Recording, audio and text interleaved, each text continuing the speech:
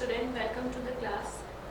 Subject is Principle of Management and our topic is Scientific Theory of Management and some more prospect in management field.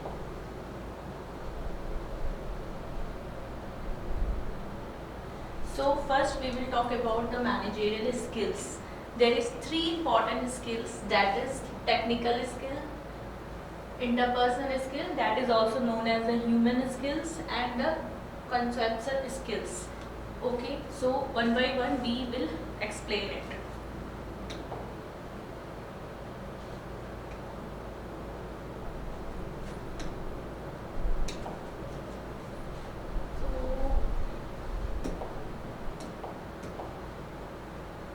When we talk about the technical skills, then the knowledge and the proficiency needed for the specific task. Like when we talk about the fastest completing of task, then we need some tools and technical thing and also the systematic approach. So for that the technical skill is introduced. So when we talk about industries such as financial analysis, programming, understanding market research, for this we need a technical thing so that we can do a smooth research of market so that we can generate more revenue according to the market.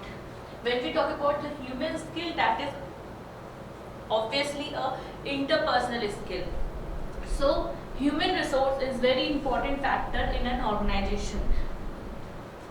So the thing is that the capacity to work effectively and understand people, including communication, building relationships, motivating others, and resolving conflicts.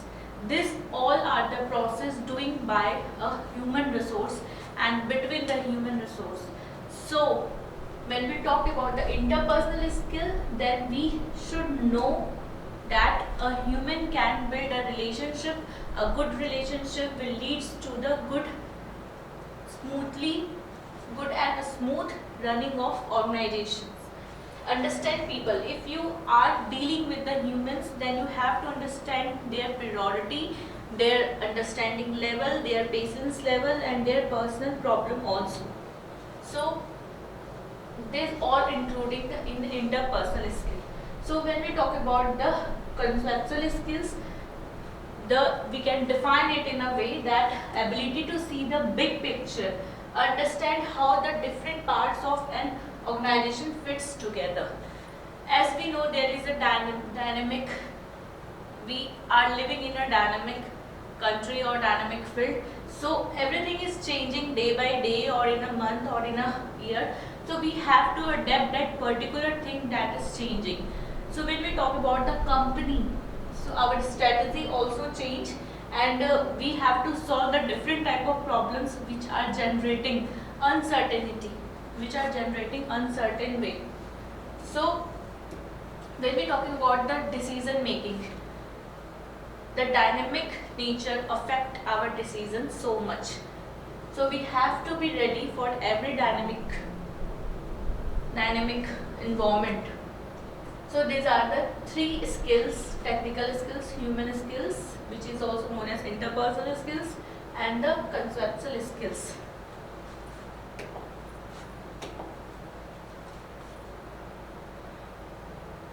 Now the next slide is, it is very important for exam prospect also and for a management prospect also. What is the difference between management and administration? When we talk about the management,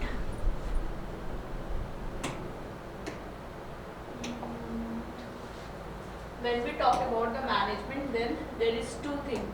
One is management and other is administration. So management is the process of planning the work as per the objective and led down by the administration. So management is the one who is the top level of management, and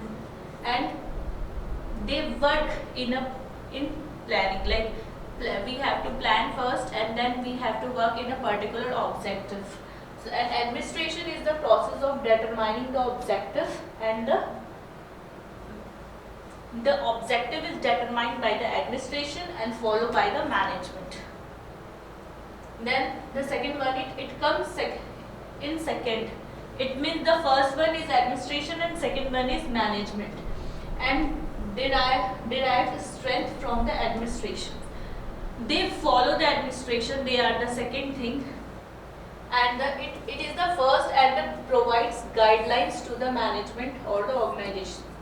When we talk about the making of policy, making of guidelines, then administration is the person, administration is the pillar, administration is the first one to make this objective, and management is to follow it.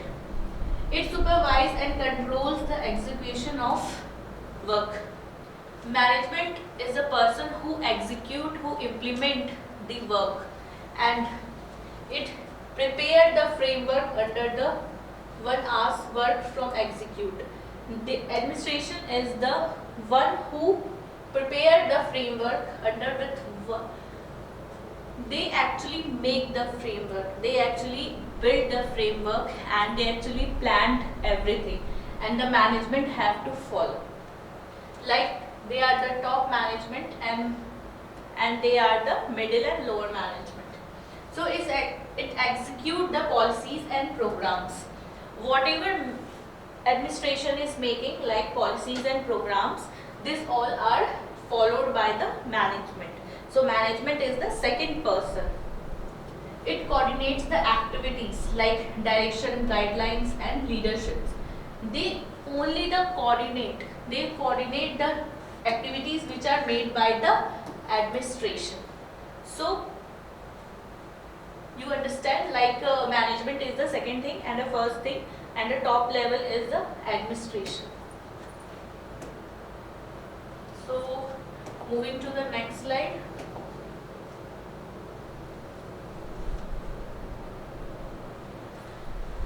So F.W. Taylor contribution. What F.W. Taylor gives to the management? When we talk about the F.W. Taylor, there is so many things which is proposed by F.W. Taylor. F.W. Taylor primary contribute. सबसे पहले F.W. Taylor introduced the scientific theory of management. Scientific theory of management is a different prospect, given the different prospect to the management field with so many experiments. So when we talk about their first contribution is the scientific theory of management, also known as scientific management, which applied scientific methods or some experiments to the optimized work process. Like scientific, as we know that management is an art and science both. So the scientific approach made by the F.W. Taylor. When we talk about the increase in productivity, then scientific method helps in increasing the productivity of an organization. So when we talk about the key distribution, that it includes advocating of one best way. Like we have to do so many work, but the work should be done in a best and appropriate way. So that way is suggested by F.W. Taylor, that how we can do that particular work in a best way. So the way is to perform a task scientifically. Like we have to use the tool and technique for completing the task in a best way and in a short frame of time. So training and workers. If we give training to the workers, then they will do the work more properly compared to the previous one. So establishing cooperative labor management. So we have to, like there is different labor laws. So we have to follow all the labor laws in a company, and after that we have to take work from the labor in a proper way. Incentive system. Yeah, incentive system is given by the F.W. Taylor in a management field. He suggests that if the person is working more, so we have to give the incentive like other than their wages or salary. Now, dividing work with the management. As we know that division of work is a very important in a company or in an organization, so that one person cannot feel more pressure, like he and she have to do every work. So we have to divide the work in a different person. Focusing on the planning and work on execution. Like we already know the administration is doing a planning and we have to follow as a management. So proper planning is done by the administration and then we have to execute, like we have to implement that planning in a proper way. So these are the points which are suggested by F.W. Taylor.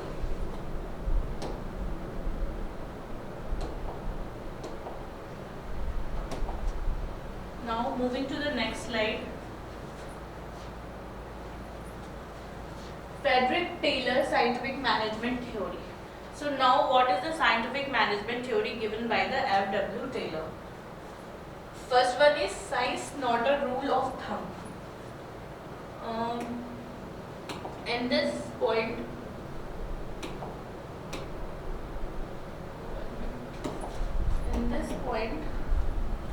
scientific not a rule of thumb. Like we have to do more and more work in an organization. So we have to take the help of science. Like we have to use the different type of tools which are introduced in a market and we have to complete the work in a proper way and in a proper framework of time. So these are the rules.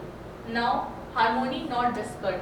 Like there is different policy and different programs made in organization. We have to follow all the programs and policy. So we cannot be like we are not obeying the discipline is a not good way of working. Cooperation not individual. F.W. Taylor always focused on team management or teamwork. So if we completing one task in a 4 hours as an individual, we can complete that particular task in a teamwork or with the help of cooperation in a 2 hour. So teamwork is very important. Next, maximum output in place of restricted output. If we can use the techniques, if we can use the policy, if we can use the teamwork, we can make maximum output. If we work individually, if we not using the policy, if we not using the way of working and the tools and techniques, then the restricted output will come. So the last one is development of each person to the greatest efficiency and prosperity. If we are seeing the growth of organization, we should also see as a company the growth of our employee and our managers. So there should be balance, there should be equal amount of growth of company as well as the employee. These all points are suggested by F.W. Taylor.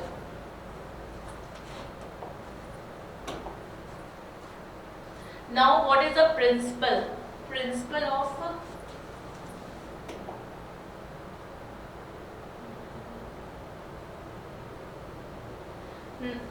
of management given by the F.W. Taylor.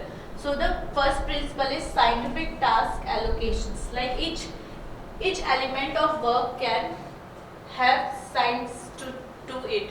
Like if we are giving any work to our employee, they should follow the policy, they should follow the system in a good way, and they also should use the tools and techniques which are available in their organizations.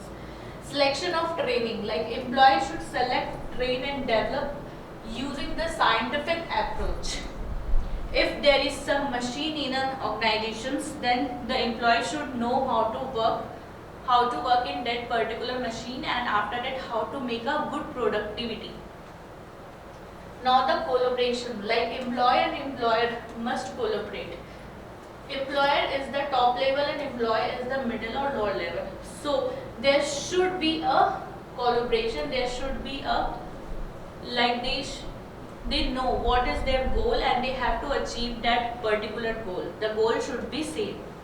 And after that, division of work, which is already discussed, that is employer should divide the work to the employee and responsibilities among the employees. We have different work, different responsibilities, so we can divide and separate that responsibilities to the different workers or different employees so that we can get a good result.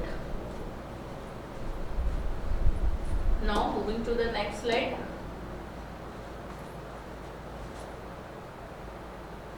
Elton Mayo Hawthorne principle. It is very important. Hawthorne principle is given by the Elton Mayo. So the first one is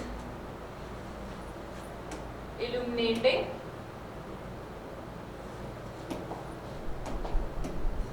So the first one is illumination experiment. Like it is experiment done in a one room. Like we have to, what Elton suggests that if a person is working in one room, then the light is given to the person is more, and one room the light is not in such a proper way. So what they see that the experiment is finally that the light in one room, the workers are working in a properly, and light in second room is not much, and workers are then also working properly. So the thing that is affected the workers is not illumination, like they have to motivate by themselves. Now the relay assembly test room experiment. This experiment is done by 14 number of people, which is working in a good environment, and the next room is 7 people. Like they are working that particular work in a 2 hours, and the 40 is work in a 3 hours. So the difference is, like when we are working in a team, we can complete that particular work in less hour, and if we working as an individual, we can complete that particular thing in a more hour. Interview program. Elton Mayo suggested that interview, like mock interview and a preparation and a training of employee is very necessary. So we have to do that program in a month or in a year for our employee. Bank wiring text room experiment. Bank wiring text room experiment is an experiment done by Elton Mayo. He suggested that there should be a proper utilization of resource in good manner. Like if we have a good availability of resource, then we have to use it in a proper way. There should no wastage of resources. So these are suggested by the Elton Mayo.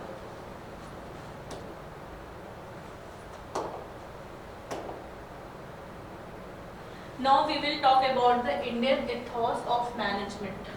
When we talk about India, when we talk about Indian ethos, like ethics of India, so we have different prospects. Like first is holistic approach. Holistic approach is interconnected of individual to the universe. Like different type of activities we are doing in a holistic field, that is work-life balance and integration is spirituals, and in spiritual we can add meditations and all the type of thing which is related to the devotion. So this materials of life is known as holistic approach, and it include in the Indian ethos. Value based approach, like different people have different value. So ethical principles such as honesty, integrity, gratitude, humility and compassion, all the business we have to deal this Indian ethos in our organization. So because there is a different type of person, different religion of person is working in one organization, so we have to follow that. So these are some Indian ethos which we have to follow in our organization.